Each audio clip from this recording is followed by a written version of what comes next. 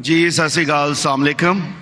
میرا ڈاکٹر صاحب سے ایک چھوٹا سا سوال ہے کہ جنت میں جانے کے لیے مسلمان ہونا ضروری ہے یا مسلمان ہی جنت میں جا سکتے ہیں؟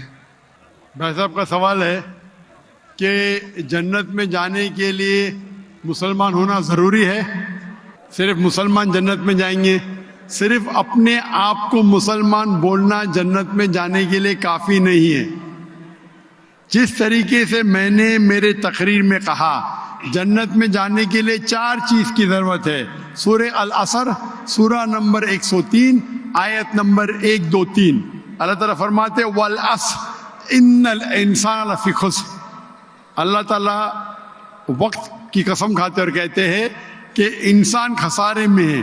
صرف وہ لوگ بچ جائیں گے جو لوگ کے پاس یہ 4 چیزیں۔ نمبر 1 ایمان۔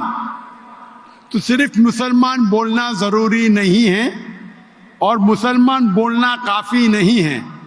آپ کے پاس نمبر 1 ہونا چاہیے ایمان۔ اگر آپ کے پاس ایمان ہے کہ اللہ ایک ہے اور اللہ کے آخری نبی محمد صلی اللہ علیہ وسلم ہیں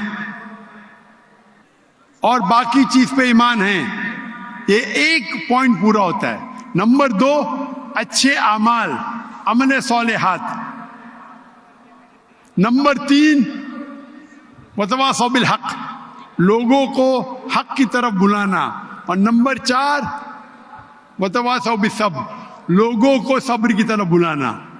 تو اس آیت سے ہمیں پتہ لگتا ہے کہ جو آدمی، جو انسان اللہ کے علاوہ دوسرے اور کی عبادت کرتا ہے وہ غلط ہے، وہ جنت میں کبھی بھی نہیں جائیں گے۔ اور یہ سارے کتابوں میں لکھا ہے، ساری مذہبی کتابوں میں، چاہے بائبل ہو، اولڈ ٹیسٹمنٹ ہو، نیو ٹیسٹمنٹ ہو، دھما پڑھ ہو، بدھسٹ کی کتاب ہو، وید ہو، سارے میں لکھے ہے۔ اگر آپ پڑھیں گے گرو گرنتھ صاحب آپ پڑھیں گے، اس کے اندر سب سے پہلا والیوم، سب سے پہلا جلد، سب سے پہلا چیپٹر، سب سے پہلا ورس کو کہتے ہیں جاپو جی، اسے کہتے ہیں جاپو جی۔ اس میں لکھا ہے کہ خدا ایک ہے، نہ اس خدا کی شروعات ہے نہ انت ہے۔ وہ خالق ہے، وہ مالک ہے اور اس کے جیسا کوئی ہی نہیں ہے۔ اگر آپ دیکھیں گے یہ ملتا جلتا ہے سورہ اخلاص کے ساتھ۔ آپ اگر سکھ کی کتاب پڑھیں گے اس میں لکھا ہے 2 قسم، اومکارا، ایک اومکارا، ایشور کا مینیفیسٹ فارم، ان مینیفیسٹ فارم۔ ہاں کہ نہیں؟ ہاں کہ نہیں؟ تو اگر آپ پڑھیں گے اور دیکھیں گے کہ خدا کے کئی نام ہیں، کہا جاتا ہے ستہ نامہ، ہولی نیم، پروردگار۔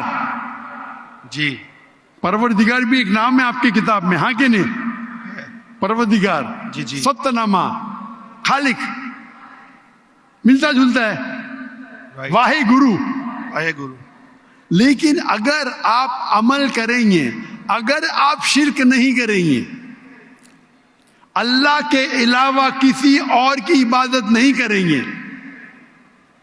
اگر آپ کے کتاب میں اکثر یہ بات ہوتا ہے کہ جو اپنی مذہبی کتاب میں لکھا ہے اکثر لوگ اس پہ عمل نہیں کرتے، اور یہ بات مسلمانوں میں بھی ہے۔